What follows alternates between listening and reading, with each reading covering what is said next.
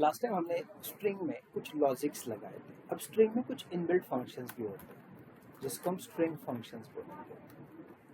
तो स्ट्रिंग में कौन से फंक्शंस होते हैं देख लो। सो मैं एक नया प्रोजेक्ट लेता हूँ, सॉरी एक पैक क्लास लेता हूँ, सेम प्रोजेक्ट में ही कुछ भी आप नाम ले सकते। चलो मैंने ABC दे दिया, फिनिश। अब इसमें एक फंक्शन बनाता हूँ मैं, void डिस्प्ले, और मैं एक स्ट्रिंग लेता हूँ, वेलकम टू पुणे।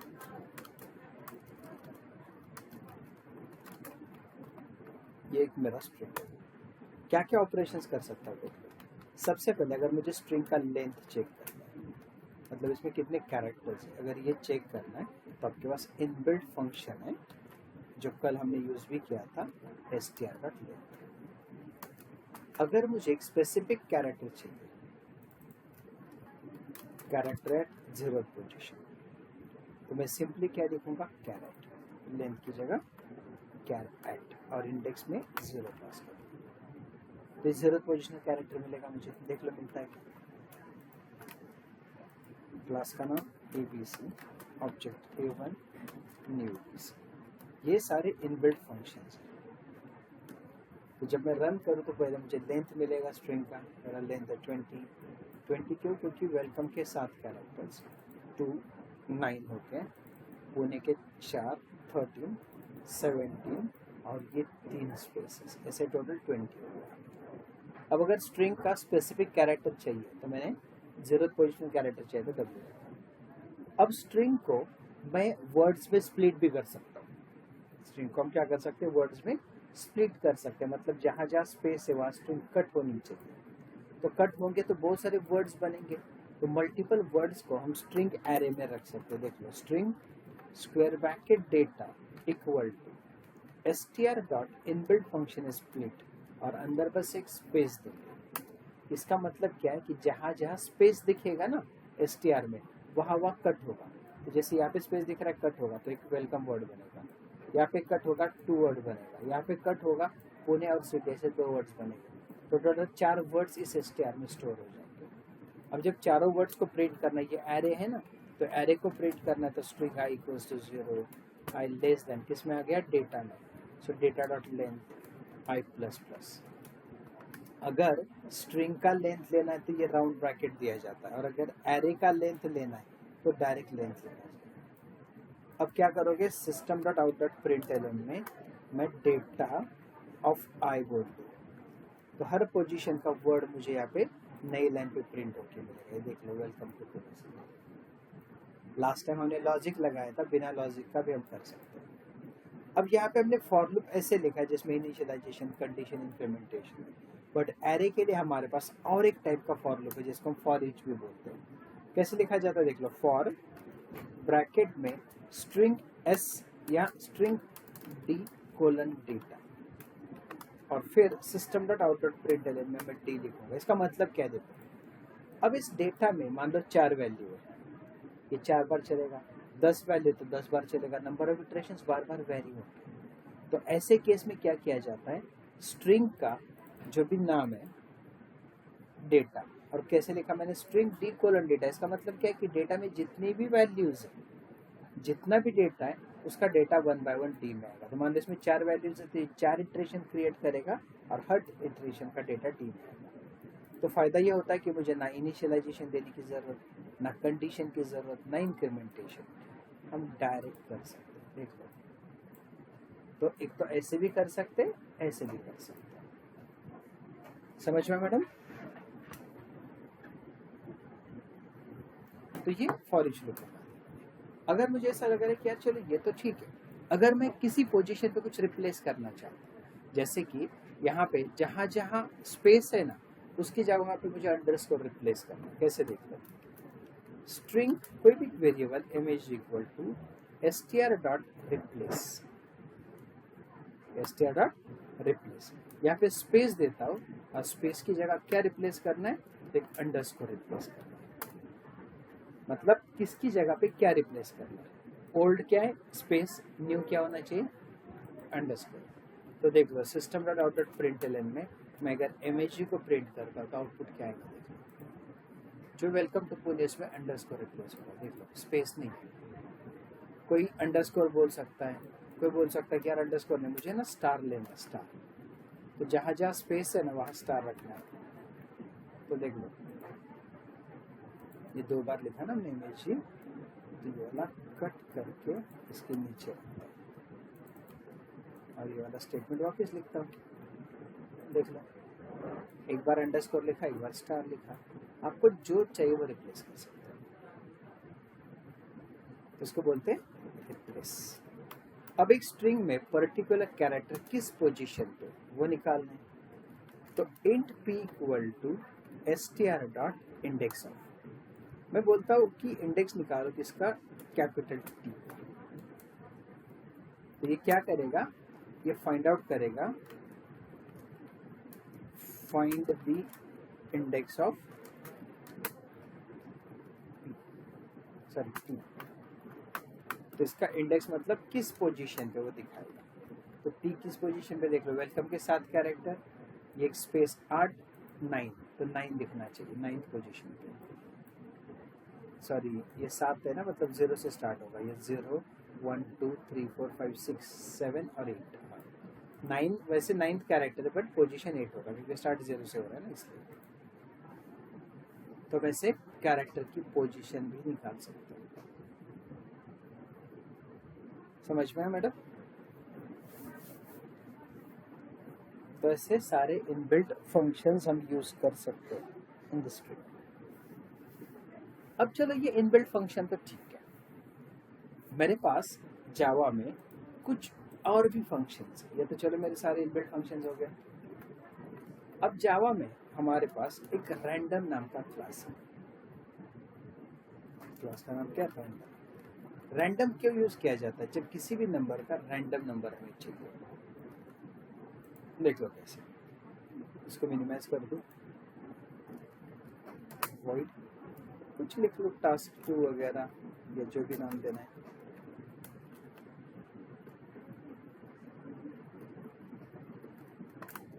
देखो इनबिल्ट क्लास है रैंडम, कहाँ से मिलता है, java.util पैकेज से। r equal to new random. अब किसी भी रैंडम नंबर को फाइंड आउट करना है, तो देख लो इंट n इक्वल टू, मैं लिखूंगा r डॉट नेक्स्ट इंट। क्या लिखा मैंने, नेक्स्ट इंट। अब बस इतना ही करके मैं अगर इसको प्रिंट करूँ n को और इसको कॉल करूँ, देख लो क्या होता है, a1 डॉट टास्क।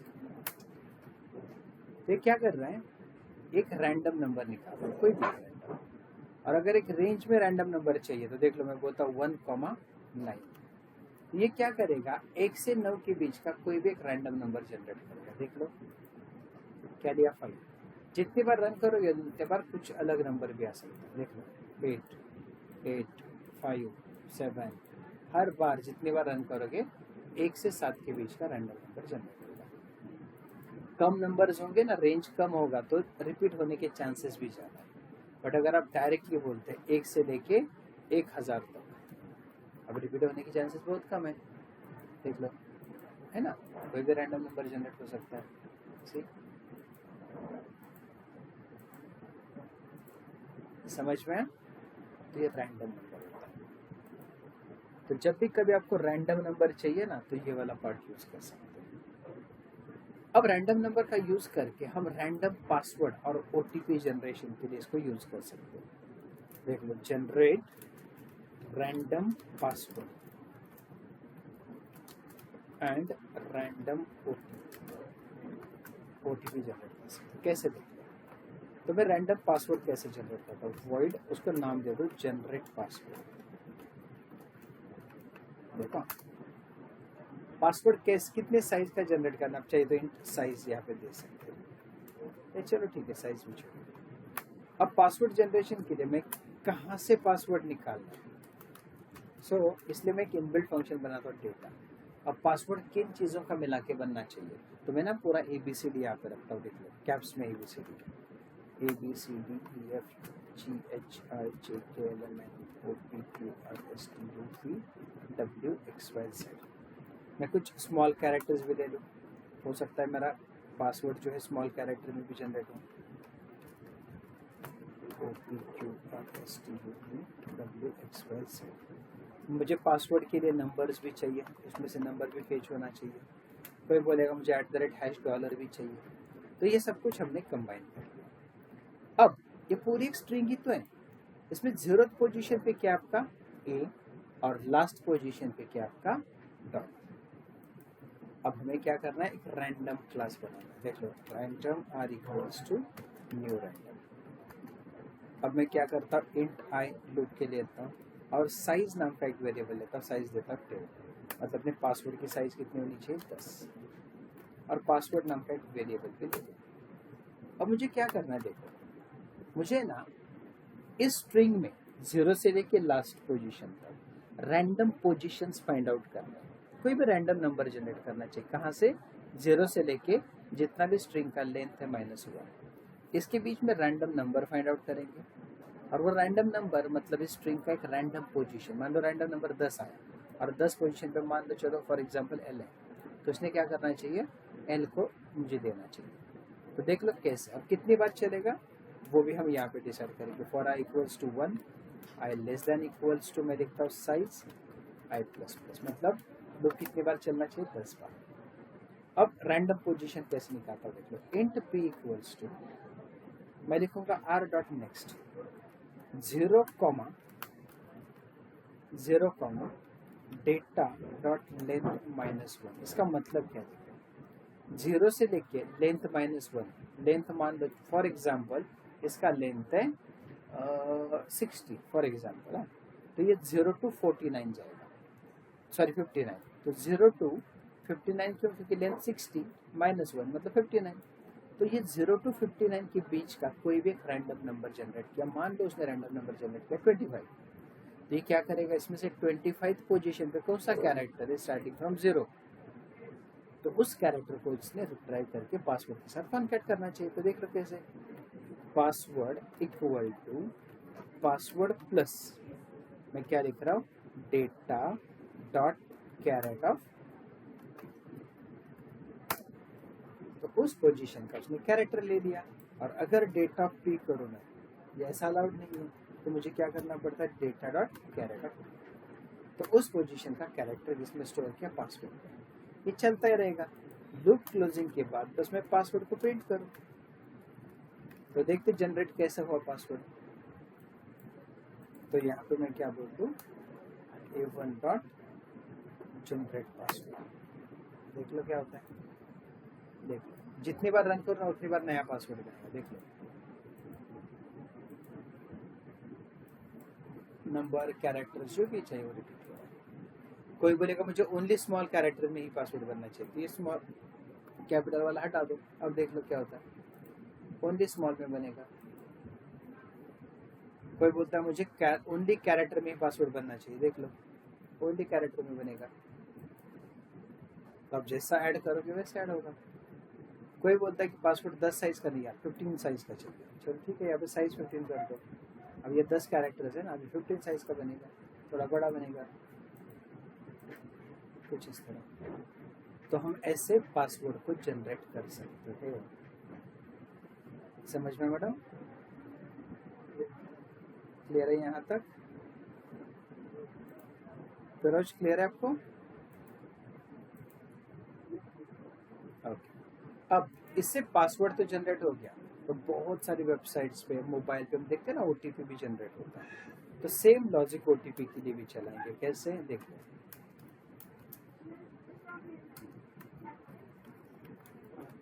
अब मैं बाहर से साइज दिखाता हूँ, साइज यहाँ पे दिखाता हूँ, जो मैंने यहाँ पे डिक्लेयर किया था ना, मैं बाहर से देता हूँ। अब देख लो क्या करेंगे, सेम कोड करेंगे, स्ट्रिंग डेटा। अब ओटीपी किसका मिला के बनना चाहिए, तो वो नंबर पास करो। तो ओटीपी के लिए मुझे ओनली न्यूमेरिक डेटा चाहिए, तो नंबर्स बना दिया। फिर string OTP int I, same for loop चलेगा। देख लो आई इक्वल्स टू 0, आई यहाँ पे अगर वापस यूज नहीं करना था तो यहाँ पे भी डिक्लेयर कर सकते, जरूरत नहीं कि यहाँ पे i less than equals to size and i plus plus, कुछ इस तरह। अब क्या करेंगे, सेम रैंडम का ऑब्जेक्ट बनाते हैं। अब इस रैंडम का ऑब्जेक्ट ऊपर बनाया वैसे बना दो, random r equals to new random. अब यहाँ पे r डॉट नेक्स्ट कहाँ से 0 कॉमा डेटा डॉट लेंथ -1, फिर OTP plus equal to data dot caret of ID। Plus equal to का मतलब क्या, जैसे यहाँ पे देख लो password equal to password plus, मतलब पासवर्ड 2 बार लिखना पड़ा ना, तो OTP plus equals to data dot caret of, इसका मतलब होता है OTP equal to OTP plus. जैसे अगर मैं कहीं पैसा लिखूँ equal to 10, B equals to 20, ये चलिए आपको नोट पैड पे दिखाता हूँ। अगर मैं कहीं पैसा लिखता हूँ A equal to 10, B equals to 20, next time अगर मुझे ऐसा करना है equal to A plus B करना है, तो एक तो ऐसा लिखूँ या फिर A plus equals to B ऐसा लिखूँ, मतलब A को 2 बार लिखने की जरूरत है।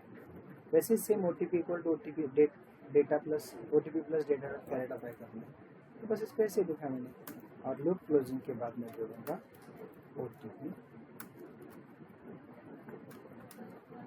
प्लस। तो जनरेट OTP को कॉल करते हैं, जैसे पासवर्ड कॉल किया A1 डॉट जनरेट OTP, और साइज में 6 देता है, मतलब 6 साइज का OTP बनना चाहिए, देख लो 6 साइज का। अब वापिस रन करता हूँ, देख लो सॉरी कुछ गड़बड़ हुआ, P पास करना है, I पास किया मैंने, इसलिए वो एक ही सीरीज में देना। अब देख लो इस तरह, अगर एक हाल होता नहीं यार मुझे ना 4 डिजिट का ही OTP जनरेट करना है, 6 का नहीं, या फिर 4 डिजिट। अब देख लो जितनी बार रन करो उतनी बार 4 डिजिट का OTP जनरेट करो। समझ में?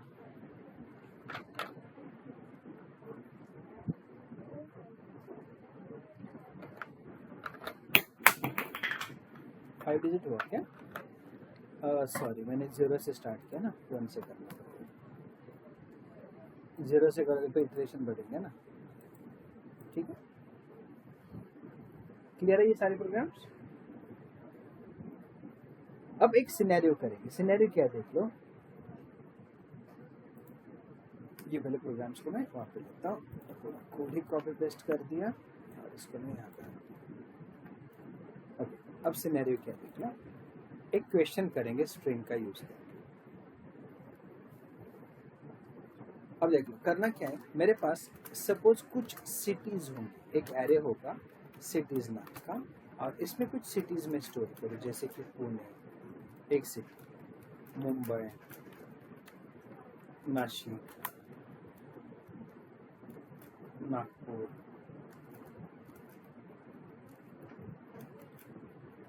सपोज मैं लिखता हूँ कोल्हापुर, ये सिटीज में स्टोर किया। अब देखो मैं यूजर से ना कोई भी एक मैसेज लिखता हूँ, मान लो यूजर ने मैसेज किया I am travelling from Pune, बस इतना मैसेज लिखा। तो पुणे वर्ड जो है स्मॉल भी हो सकता है कैपिटल भी हो सकता है। सिचुएशन या क्वेश्चन क्या देख लो, ये है क्या सिनेरियो, मेरे पास कुछ सिटीज है, यूजर ने कोई तो एक स्टेटमेंट एंटर किया, यूजर ने कोई तो एक स्टेटमेंट एंटर किया है, उस स्टेटमेंट में बहुत सारे वर्ड्स हैं, उनमें से कौन सा वर्ड यहाँ पे प्रेजेंट है, इन सिंपल वर्ड कौन सा सिटी यूजर ने एंटर किया वो फाइंड आउट करना है। कैसे करेंगे देख लो, सबसे पहले मैं स्ट्रिंग को कॉपी करूँ, देख लो स्टेप बाय स्टेप। क्वेश्चन समझा क्या करना है, जो भी स्टेटमेंट यूजर एंटर करेगा उनमें से कौन सा सिटी प्रेजेंट है ये फाइंड आउट करना है। क्वेश्चन समझा ना? इसमें यूजर टास्क बोलता हूँ। अब सबसे पहले मैं क्या करूँगा, ये एक एरे डिक्लेयर करता हूँ, कुछ सिटीज मेरे पास है जो कि मैंने यहाँ पे डिक्लेयर किया। कैसे एरे दे रहा है मुझे, सर इसका क्लोजिंग, ये क्लोजिंग, ठीक है। अब मैं क्या करूँगा, एक वेरिएबल भी डिक्लेयर कर दूँ, string city equal to blank, क्या लिखा मैंने, string city equals to blank. अब मैं यूजर को एक मैसेज दूंगा,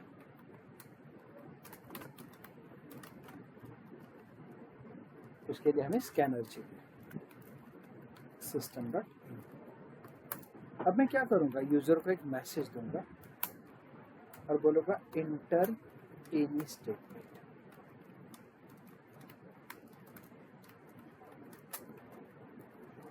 यूजर कोई भी स्टेटमेंट जब एंटर करेगा तो स्टेटमेंट को हम एक्सेप्ट करेंगे और एक्सेप्ट करके उसको कन्वर्ट करेंगे, स्टोर करेंगे। तो स्टोर करता हूँ मैं string str equal to sc dot next line. तो पूरी लाइन हमने str में एक्सेप्ट कर दी। अब str को हम कट करेंगे, है ना। कट कैसे करेंगे, वर्ड्स में स्ट्रिंग डेटा इक्वल टू, थोड़ी देर पहले किया था, str डॉट स्प्लिट। और स्प्लिट कहाँ पे करेंगे, स्पेस पे। तो जो भी स्टेटमेंट यूजर ने एंटर किया ना, उसको हमने एरे में कन्वर्ट कर दिया। तो ये एक एरे हो गया, ये एक एरे हो गया। तो इस एरे का हर एक वर्ड इसमें प्रेजेंट है क्या, चेक करेंगे। तो कैसे करता हूँ देख लो। पहले for string D colon data, इसका मतलब क्या है कि डेटा का डेटा 1 by 1 डी में आ गया। सिमिलरली मैं फॉर लूप लगा दूं। फॉर में मैं लिखूंगा स्ट्रिंग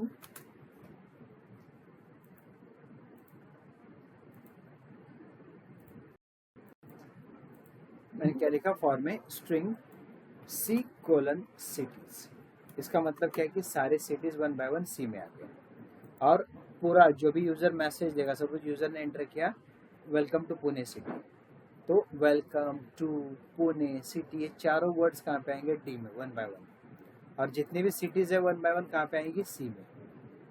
अब क्या करना है, डी और सी को कंपेयर करना है, दोनों सेम है क्या। तो देख लो, इफ प्लस ये नहीं पता कि यूजर कैपिटल एंटर करेगा स्मॉल, तो हम दोनों को एक केस में लेके आएंगे। तो पहले क्या करता हूँ देख लो, डी डॉट टू अपर, मतलब उसको पहले अपर केस में कन्वर्ट किया, dot equals c dot to upper. तो दोनों को भी मैंने अपर केस में कन्वर्ट किया। और इक्वल्स मतलब कंपेयर कर रहा है कि अगर ये डी मतलब अपने यूजर का एक एक वर्ड, और सी मतलब एरे में से हर एक सिटी, हर वर्ड को सिटी के साथ कंपेयर कर रहे हैं।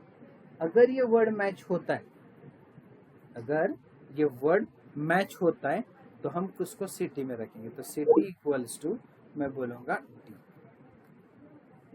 और इसके आगे चेक नहीं करेंगे, ब्रेक कर सकता हूँ।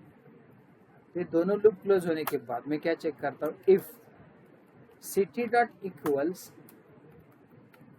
If city dot equals blank, और इसके पहले लगाता नॉट, मतलब अगर वो ब्लैंक नहीं है तो इनिशियली वो ब्लैंक है, बीच में कहीं पे अगर मिला हुआ सिटी तो वो ब्लैंक नहीं रहेगी। तो मैंने क्या बोला कि अगर वो ब्लैंक नहीं है तो system dot out dot println में बोल दो सिटी प्लस सिटी फाउंड। और अगर ब्लैंक है तो एल्स में क्या बोलेंगे, नो सिटी फाउंड। देखते होता है क्या, चेक करो। इन तीनों को भी कमेंट करूं और a1 डॉट यूजर टास्क। अब रन करते हैं। मैं जस्ट लिखता हूं this is Pune city, small में लिखा है देख लो। तो उसने क्या बोला, पुणे इज फाउंड। तो पुणे इज फाउंड बोल दो, पुणे सिटी फाउंड। या फिर अगर आप यहाँ पे सिटी की जगह अगर आप डी को रखते तो डी वाला आएगा, जो चाहिए वो आ सकता है। सिटी इक्वल टू अपने डी बोला है, आप यहाँ पे सी भी कर सकते हैं। देख लो, डॉक्टर्स इन मुंबई, तो क्या बोल रहा है, मुंबई सिटी फाउंड। बट अगर मैं कुछ ऐसे लिखता हूँ, हाय हेलो, अब इसमें कोई भी सिटी प्रेजेंट नहीं है तो नो सिटी फाउंड बोलेगा। तो ये इस तरह हम स्ट्रिंग ऑपरेशन कर सकते हैं, समझ में आया? यस। तो ये हमारा स्ट्रिंग, और यहाँ पे हमारा कोर जावा का लॉजिकल पार्ट खत्म होता है। कल से